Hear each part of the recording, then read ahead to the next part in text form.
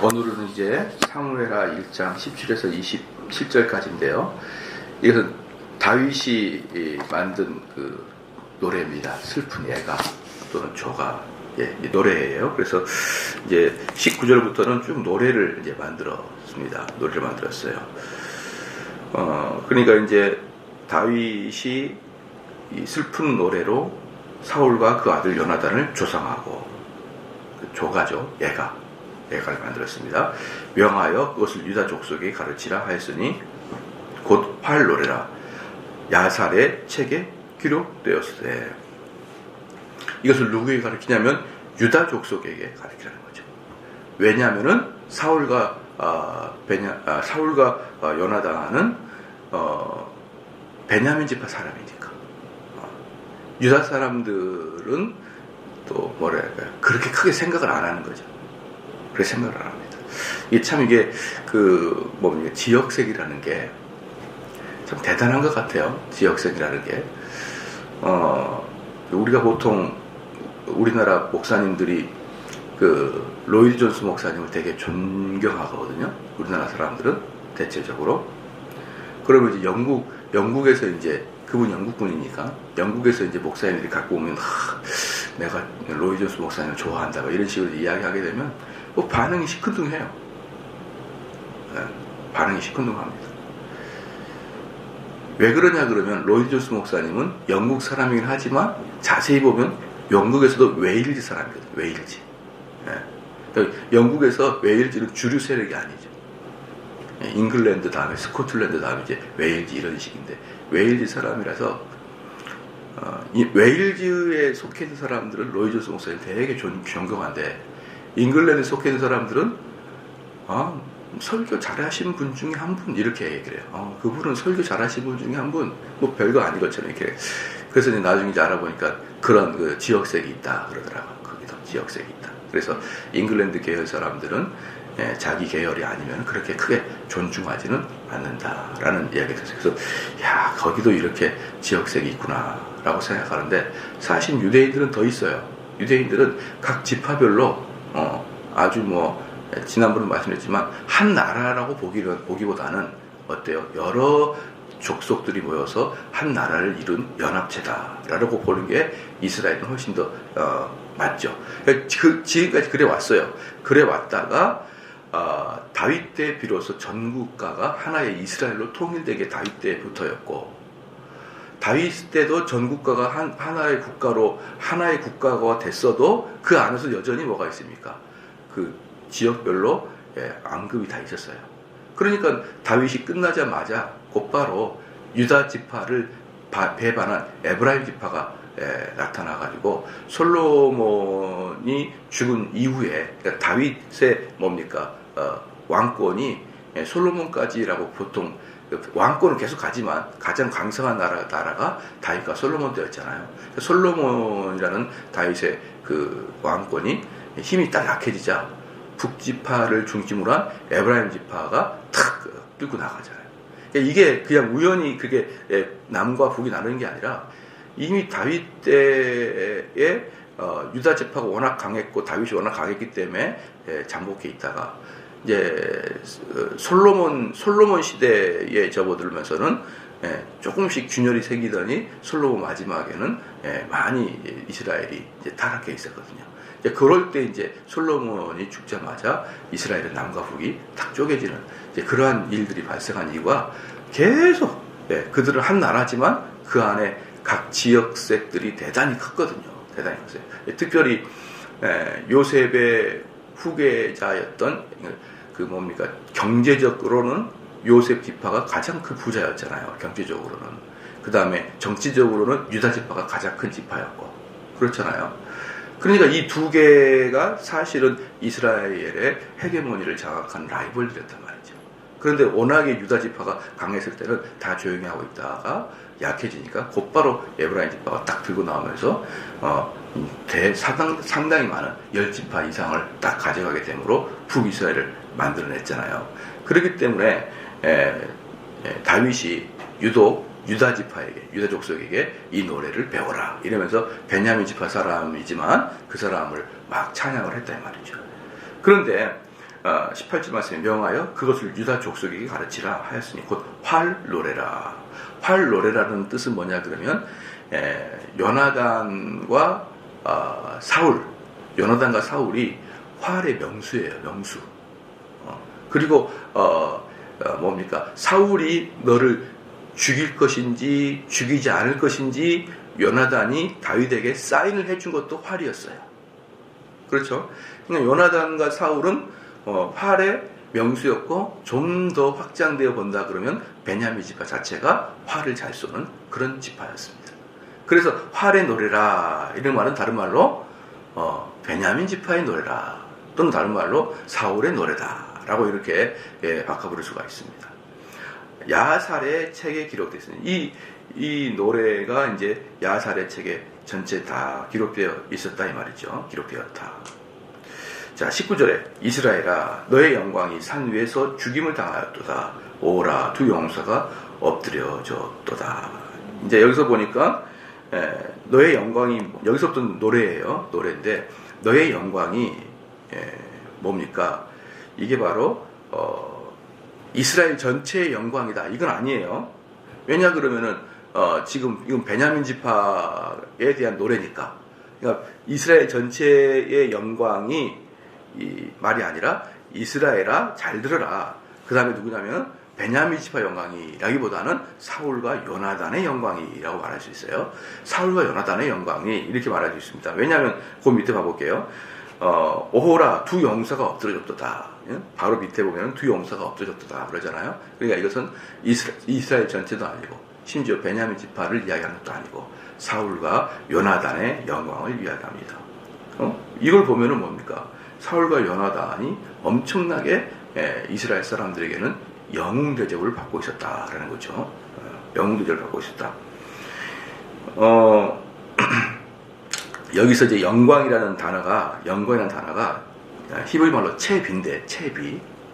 이 재밌습니다. 이 단어가 참 재밌어요. 체비인데 이 체비라는 단어는 다른 말로 가젤 또는 영양, 가젤이나 영양 이런 단어랑도 형통됩니다. 그러니까 이 여러분 가젤 보면은 어떤 거냐 그러면은 사슴같이 생겼는데 뿔이 길고 등치가 크고 그리고 몸매가 뼈난 애들이 있거든요. 그리고 아주 민첩한 애들이 있어요. 그런데 그 단어가 영광이랑 같이 됩니다. 그러니까 이스라엘 사람들이 보기에 이 가젤처럼 늠름하고 빠르고 또 힘도 세거든요. 그러니까 이러한 것을 영광의 상징으로 보고 있었다는 것을 우리는 간접적으로 알 수 있어요. 이스라엘의 산악지대에.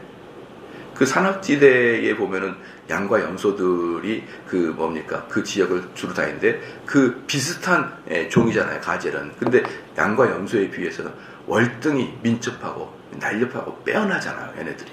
그러니까 이것들을 우리는 군계 일학 이런 개념으로 사용을 했던 거죠. 근데 그 가젤 또는 영양 이런 별명이 사울과 요나단에게 붙여 있었던 것 같아요. 그러니까 그 사울과 요나단은 몸매가 빼어나고 아주 매끈하고 민첩했던 그러한 사람들로 이스라엘에게는 소개가 됐고 인식이 됐다고 볼 수가 있죠. 그래서 이스라엘아 너의 영광이 산 위에서 죽임을 당하였도다. 이게 무슨 말입니까? 사울과 요나단아 너희와 같이 가젤과 같고 영양과 같은 것들이 산 위에서 죽음을 당하였도다. 오라 두 용사가 엎드려졌도다. 너무 아까운 거예요. 너무 아까운 애들이 죽임을 당했도다. 이러면서 이제 다윗은 진심으로 슬퍼하는 거죠. 이 일을 가드에도 고하지 말며 아스글론에게 거리에도 전파하지 말지어다. 블레셋 사람의 딸들이 즐거워할까? 할례 받지 못한 자들이 딸들의 계가를 부를까 염려로다. 이게 뭡니까? 가드와 아스글론은 그 블레셋 지역의 5개 성읍 중에 대표적으로 2개의 성읍이에요. 그런데 가드는 우리나라로 말하면 서울이고, 그 다음에 아스글론은 우리로 말하면 부산이에요.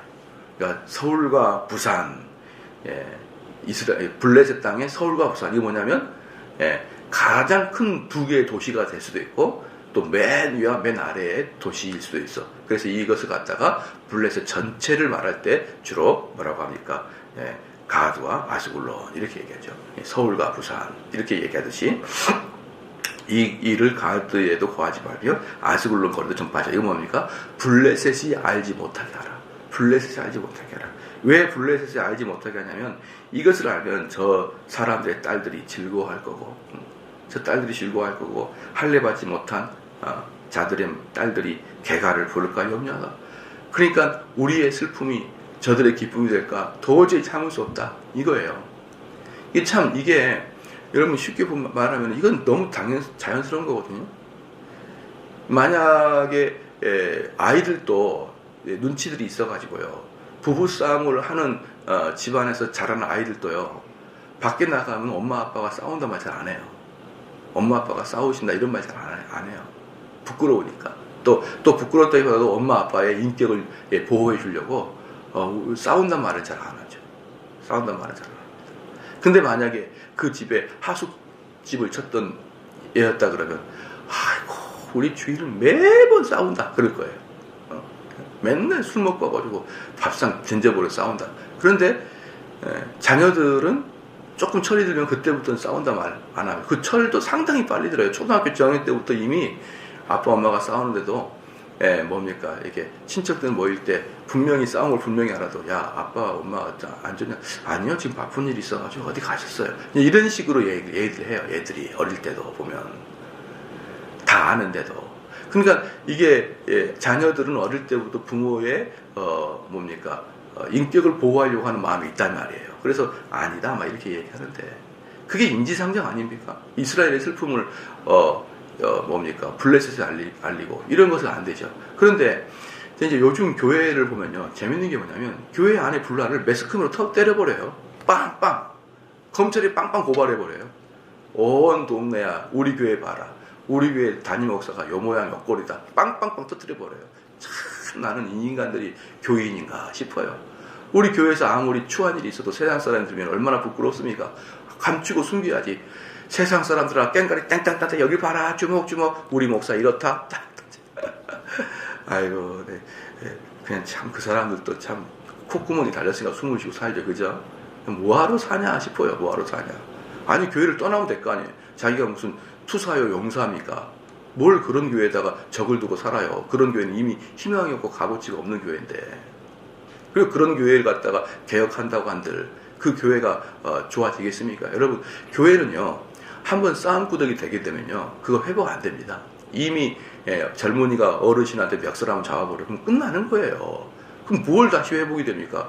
지체 없이 떠나버리고 말죠. 그런 교회는 정도 두지 마십시오. 근데 그거 아니고 앉아가지고 막 이거 봐라 저거 봐라 막 터뜨리고 정말 그런 데는요 이미 하나님의 영광을 떠난 것 아닙니까? 하나님의 영광을 떠난 곳에서 뭘 덕이 있다고 뭐하러 싸우고 뭐하러 그래요. 그냥 그런 교회는 자발적으로 푹쑥 무너지게 교인들 싹 떠나면 다 망해보는 거예요. 다 그렇게 하든가 아니면 목사들도 마찬가지예요. 그렇게 되면 뭐하러 붙어 있어요 거기에. 그냥 나가서 개척을 하든가 다른 데로 가든가 그래야지. 이래저래 서로들 그냥 엉덩이 부딪히고 깔아앉고 이러니까 이게 이제 밖으로 새고 이러는데 그럴지라도 여러분 교회의 일은 바깥으로 나가는 게 아닙니다. 그게 사도 바울의 요청이고 교회의 문제를 법적으로 가지 말라는 것은 무슨 말이냐. 교회의 일을 가지고 법적으로 가지 말라는 이방인에게 웃음거리 되지 말라는 거예요 교회가. 그럼 지금은 누가 그런 거 고려를 합니까? 조금 비리를 저질렀는데 그 사람이 계속 엉덩이 깔고 뭉개서 그냥 고소해버리죠. 그냥. 이게 성도들이 담임 목사만 고소하는 게 아니라 노예에서도 목사와 목사끼리 고소하고 앉아있어요. 다 보면은. 참 그런 거 보면은요. 이게 지금 사람들이 성경을 조금이라도 고려한 사람들인가 이런 생각이 들 정도로 정말 한심하게 이를 데가 없어요. 여기 보십시오. 다윗은 뭐랄까요? 사울과 요나단 죽은지 다 알아요. 사람들이. 그래도 그거 얘기하지 마라. 이미 블레셋 사람들이 사울의 머리를 잘라가지고 다 정부에 돌렸잖아요. 그 시체를 그 뱃산 위에 딱 올려놨잖아요. 왜 블레셋이 모르는 거 다 알죠. 그래도 우리끼리 그것 때문에 너무 슬퍼한 척 하지 마라. 우리 꿋꿋하다. 우리 문제 없다. 그러기 위해서 다 좀 감싸줘라. 이렇게 얘기했단 말이에요. 이렇게. 그럼 좀 이해가 되셨죠?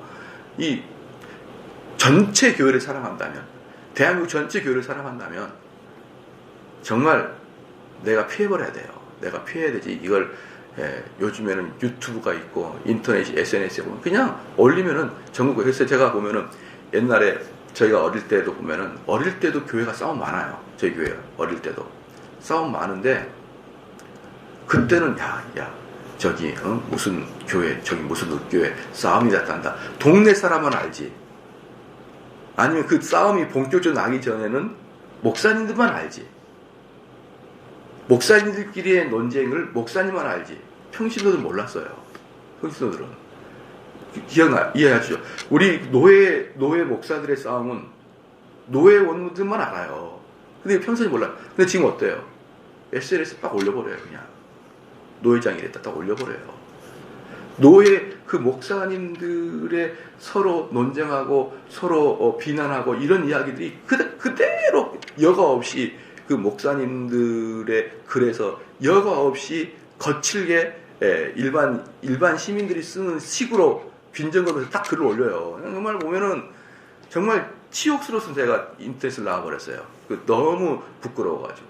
이런 일들은 선수들은 우리끼리만 하자 이 말이에요. 우리끼리만 하고 우리 교회 평신도들은 목사님들한테 열심히 은혜받고 살아야 되는데 거기에서 그 목사들의 글 안에 빈정거림이 있고 뒤에서 뭐니까 속덕거림이 있고 정말 이런 걸 보면서 제가 속으로 그랬어요. 나는 이대 목사로서 니네들은 목사 아니야. 내가 목사가 어떤 게 목사인지 아는데 너희들은 목사가 아니야. 너희들은 목사가 아닌데 내가 이 같은 그룹에서 내가 글을 쓰고 있다는 게 너무 비참해가지고 제가 더 이상 글을 안 쓰겠다 싶었었던 거예요. 정말 저 속의 마음은 부끄럽습니다. 격에 맞지 않는 목사들, 격에 맞지 않는 성도들 이런 분들이 너무 많아가지고 목사들은 성도들에게 비웃음 당하고 교회들은 전 국민들에게 비웃음 당하고 지금 이런 상태에 빠졌다고 봐요. 차라리 그러려면 자중하라. 저는 그렇게 생각하고 싶습니다. 여기서 지금 20절에 말씀하고 있는 게 그거예요. 블레셋에게 절대 말하지 말라. 할례 받지 못한 자들이 딸들이 객갈 받았다. 아주 불신앙 애들이 세상 사람들이 우리를 욕할까 정말 걱정이 된다 이 말이죠. 21절에 길보아 산들아 너희 위에 우로가 내리지 아니하며 재물 낼 밭도 없을지어다. 거기서 두 용사의 방패가 버림바 됨이라 곧 사울의 방패가 기름 부음을 받지 않은 같이 됨이라. 뭐냐 그러면요, 옛날에 고대에서는 어땠냐 그러면 방패에다가 앞에다 기름을 발랐어요. 기름.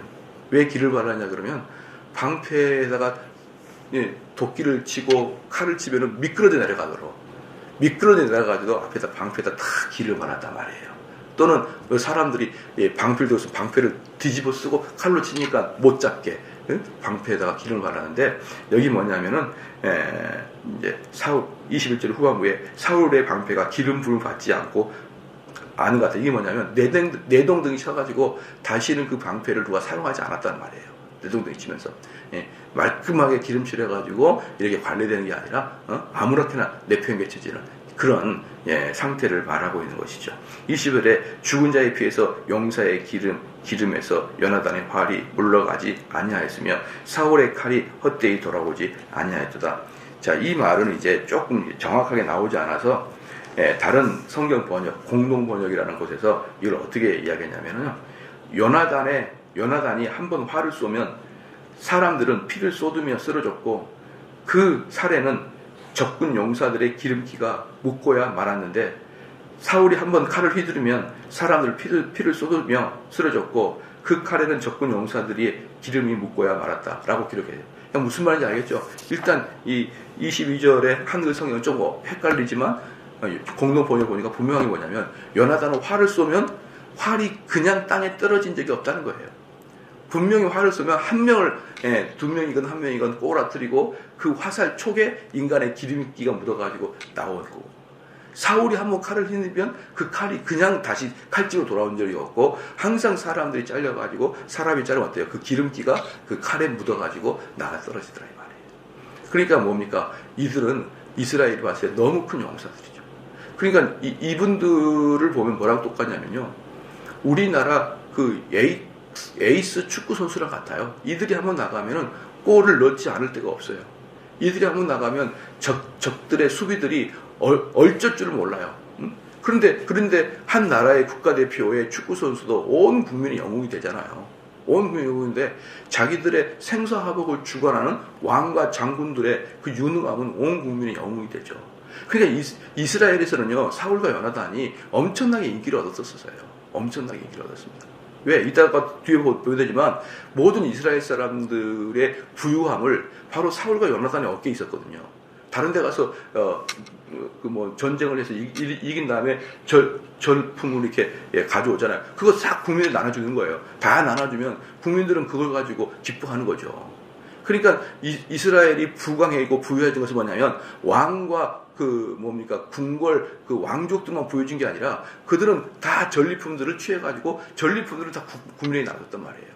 그러니까 이스라엘 나가서 전쟁에서 승리할 때는 얼마나 기쁨이 있었겠습니까? 나가면은 승리하고 나가면은 그 소와 양과 여러 가지 전리품들을 가져와가지고 국민들에게 나눠주는데 그 요나단과 사울이 얼마나 인기가 있었겠어요. 응? 나가는 것마다 승리하죠. 근데 사실은 이제 나가는 것마다 했죠. 사울이 정권을 잡을 때. 근데 나가는 것마다 승리할 때 핵심이 다윗이었거든요, 사실. 예, 핵심은 다윗이었어요. 그런데 다윗은 겸손해가지고 자기 때문에 승리했다가 아니라 사울과 요나단이 얼마나 대단한 사람이었냐. 그들이 정권을 잡을 때 우리 국민들이 얼마나 부유했냐. 이것을 노래로 만들어가지고 유다 지파들에게 이렇게 가르쳤습니다. 바로 이런 데에서 우리는 다윗의 대단함을 볼 수가 있는 거예요. 그렇죠. 23절에 사울과 요나단이 생전에 사랑스럽고 아름다운 자러니 죽을 때도 서로 떠나지 아니하였도다. 저희는 독수리보다 빠르고 사자보다 강하였도다. 이렇게 죠. 그러니까 왜 사울과 요나단이 생전에 사랑스러웠냐 그러면요. 요나단 같은 경우는 사울이 2번을 죽이려고 그랬어요. 한 번은 이제 블레셋과의 전쟁에서 갑자기 사울이 뭐 했습니까?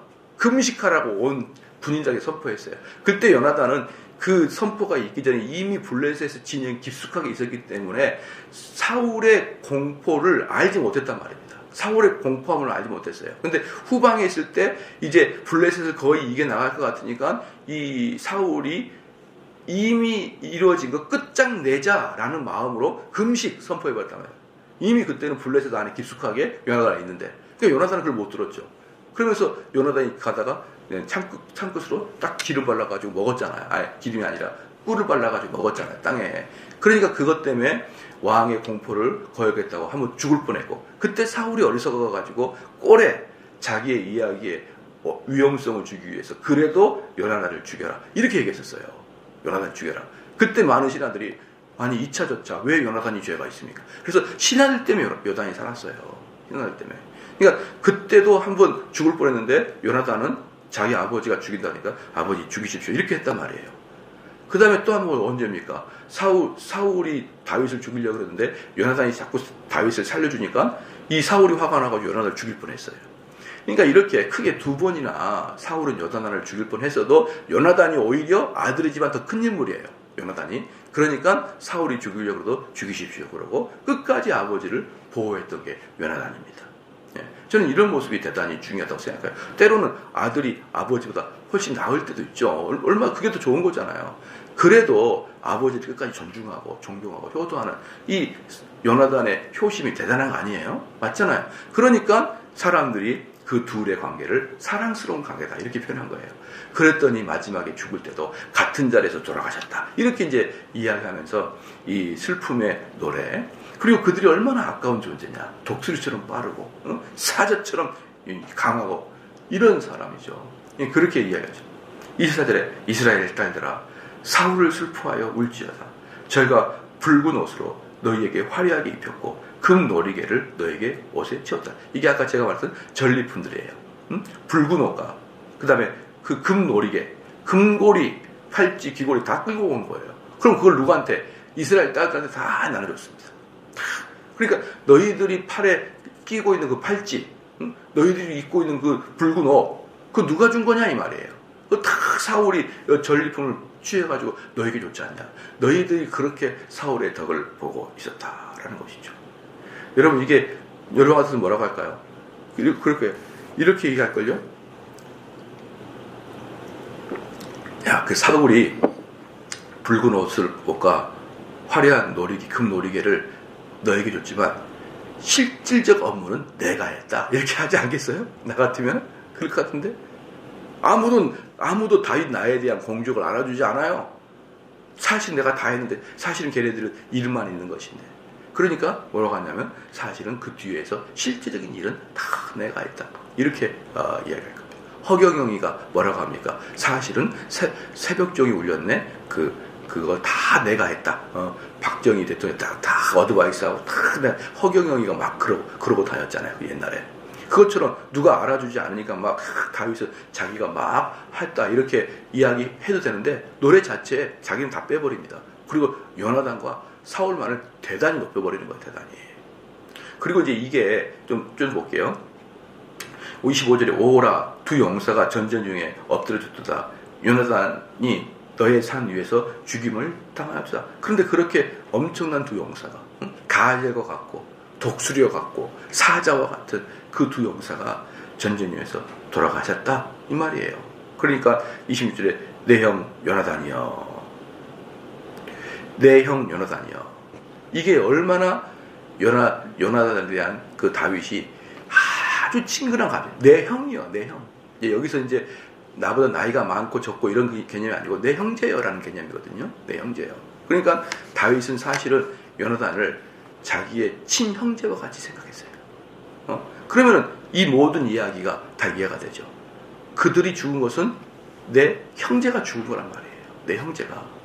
내 아버지가 죽은 거란 말이죠. 그렇기 때문에 이렇게 예가를 쓴 겁니다. 내 형 요나단이여, 내가 그대를 애통함은 그대는 내게 심히 아름다움이라.